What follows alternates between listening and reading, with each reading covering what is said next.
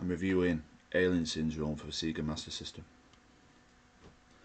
I'll be honest, I don't like this version of the game. I prefer the NES version. I know a lot of people who think the other way around. They prefer this version over the NES version, but I prefer the NES version. It's easier and it has better hit detection. But I like hard games. It's not right why I don't like this game. I mean, I'll give this game a 4 out of 10. This version of Alien Syndrome, the Master System version, I'm giving it a 4 out of 10. I'm not a fan of the version of this game.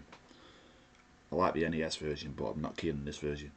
But other people have other ideas and think this version's better, where I think the NES version's better. But anyway, about this game, the thing I don't like that pisses me off, it's not because it's hard. I mean, I've no problems with that problem about games. I beat loads of hard games. I beat Shaq and the Forever Man. I beat Echo the Dolphin. I rated them highly. Certainly Shaq and the Forever Man, I gave it a 10 out of 10. That's a really hard game, one of the hardest games ever made. But I like that game. I'd play it again for sure. But this game, no. I beat this. I won't go through it again. The NES version I have beat. I'm going to review that later down the line, and I would play the NES version again. I prefer that version because it's easier, it's more thorough, and it has better hit detection. But the reason I don't like this version is not because, like I just said, because of the difficulty. That's not the problem. The problem is the poor hit detection. I mean, sometimes you get it and you don't have a chance to move, or you get it and it misses you and it still registers a hit. It's obviously a one hit death. It is in the NES one too, I think, but that's it. So I've not played it for a while, but I think it's one hit death. But anyway, that version's better. But about this game, you control the geezer. You can apparently only control the woman if you put a two-player controller in apparently. That's the only way you can control a woman. It's always a geezer you control. He's blue coloured. He has a blue shirt. It's the same characters in the NES game, but as the NES version, but completely different game. Same characters, but the NES version's better. But about this game, you just collect all your people who are captured, your comrades, whatever they're called, minions, whatever. You get them all and you go fight the boss.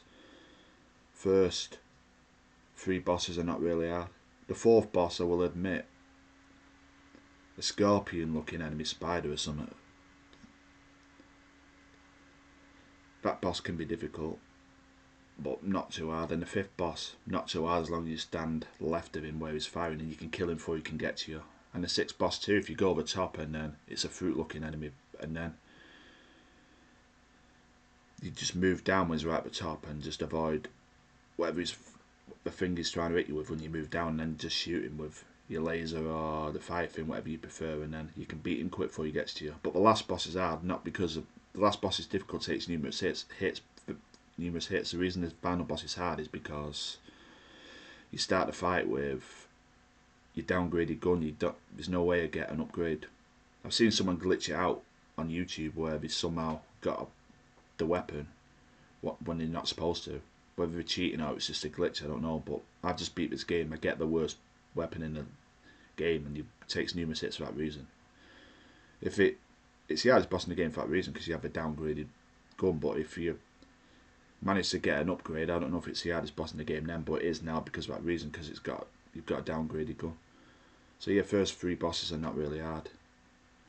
4, 5, 6 can be hard, and the 7th one is hard because you've got a downgraded gun. It takes numerous hits, and you only get 5 lives. You can earn lives, gain extra lives, but you can't get any more than 5 lives. I think if you can make it to the final boss with 3 to 4 lives, it should be enough. I always die twice for some reason because it takes so many hits and still get hit. But I think I did it with 4 lives.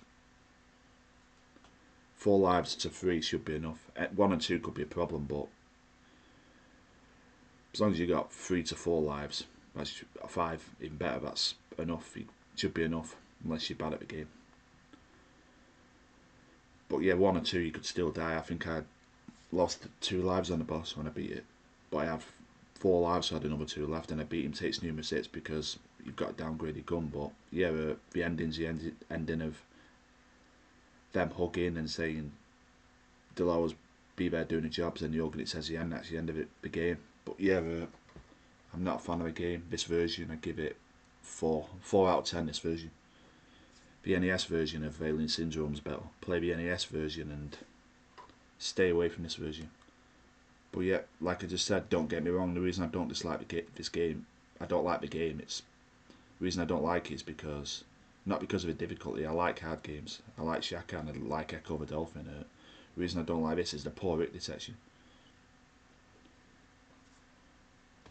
And sometimes when you're stood in a place, you don't have a chance to move forward, and then it just spawns and lands on you. But yeah, don't play this version. Play the NES version. It's better.